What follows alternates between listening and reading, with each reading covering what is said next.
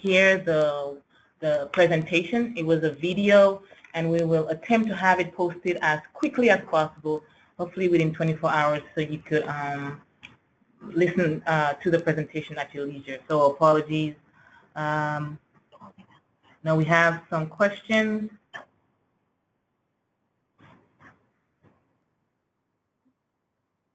That we're going to take right now. Someone asked, when will the guidelines for the car be available on the website? I'm guessing it will be after the presentation on Thursday with Steve and Carly and Tehran. That's probably when we'll have some feedback on the final changes to the 2017 car, and then for posting on the website. Someone had a comment about the PVP contested placement. It's a great tool. We appreciate your feedback. And like we said, Carly will be talking more about that on Thursday and provide some any additional guidance you may need.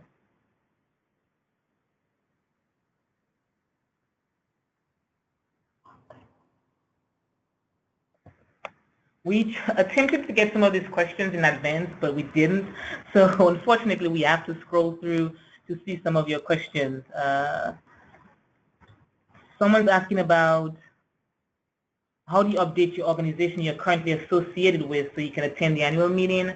You have to send the information to InchChange if you're no longer, you change institutions. So if you were with ABC College, you know, with CDF Institute, you need to let us know so we can have that and have your email address.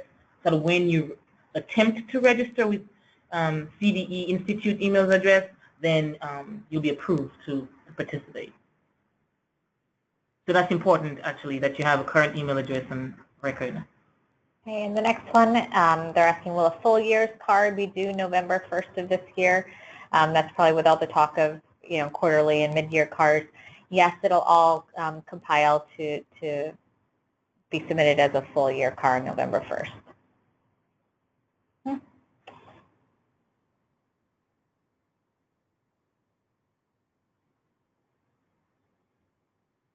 And then another question regarding shifting from yearly card to quarterly reporting. We'll get into that further on Thursday in that webinar, kind of discussing how that transition will take place. There will be quarterly reporting, but it'll all, again, compile as a full year CAR. Right.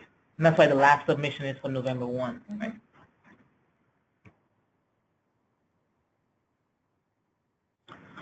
For the accountability report, will there be a revised template? I'm guessing you're talking about the 2017 CAR. And the answer is yes. And that, again, please, and we encourage a representative from every camp institution, or rather campus, specifically the individual assigned to do the PVP and prepare the CAR report, not corporate, but from at the campus level will have to use that template to listen in on Thursday for any revisions, any changes that will be made. I know some of you cannot attend on Thursday. I've already gotten feedback that there's some state meetings or visits coming up, and we'll be planning to record that session as well so that you can have access to that.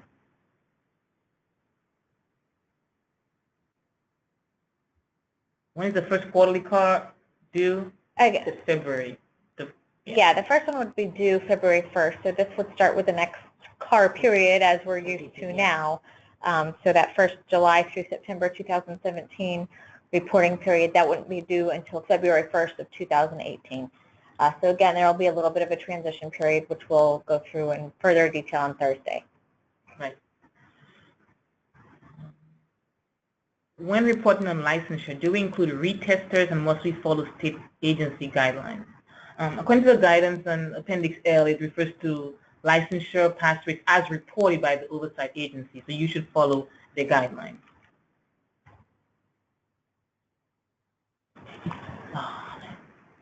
Someone is saying they cannot hear anything, and I'm not sure because we're live on the phone. We're using our phone on the computer, so I'm not sure what's going on.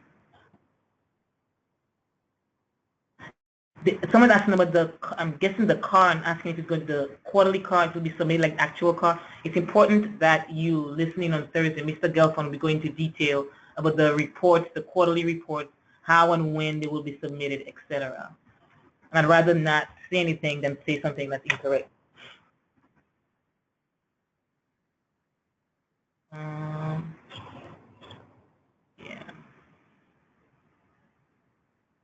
There's a question about if we accepted a change. That's a very specific question, and I'll take that question offline. Talking about self-study submission, as Carly shared in the proposed change that we're going to a 3 months in advance submission of the self-study in advance of the visit. But I'll take that question offline. Wait.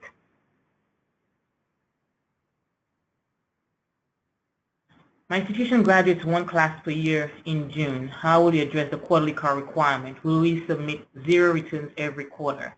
Again, this is a question from Mr. Gelfond, and I'm hoping that he will show you. I will not be on the call. Carly and Dr. King will be on the call. Show you a spreadsheet so you can know how to submit.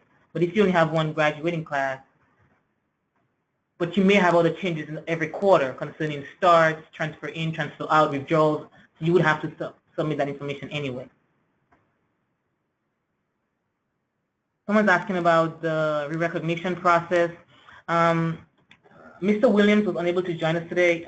He's preparing for some meetings, but he will be discussing this, as I mentioned at the beginning of the presentation.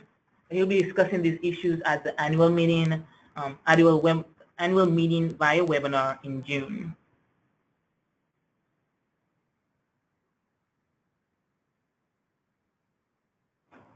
That's a good question, actually. Not sure I have the response, but someone's asking about retention, that since the ACICS is loss of recognition, the students have been withdrawing and transferring to other universities, and as a result, their retention rate has been impacted, and that's understandable, and I think the council will be taking that into consideration during its review of the 2017 car submission. That's definitely an extenuating circumstance.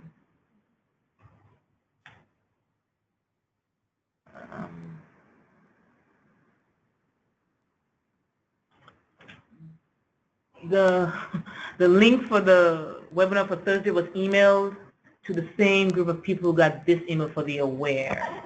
I'm not sure if it's on our website, but I can confirm.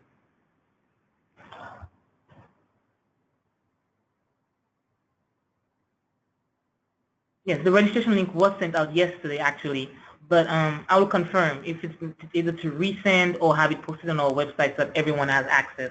It'll probably be on the PVP or the CAR webpage, so you can find it there.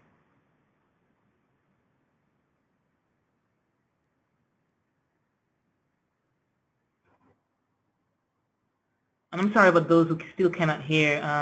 Like I said, we'll try to post this as quickly as possible so you have information on all these items.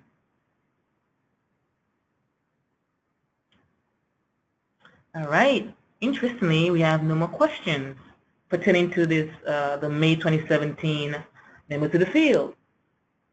However, if following this session you do have questions or you thought of something, please do not hesitate to contact a member of our team, Dr. King, that's Tehran, everybody might know about Tehran, Carly, or myself, so that we can provide some guidance. We would appreciate your feedback on the proposed changes, though, especially to Appendix L and all the other changes that we're proposing.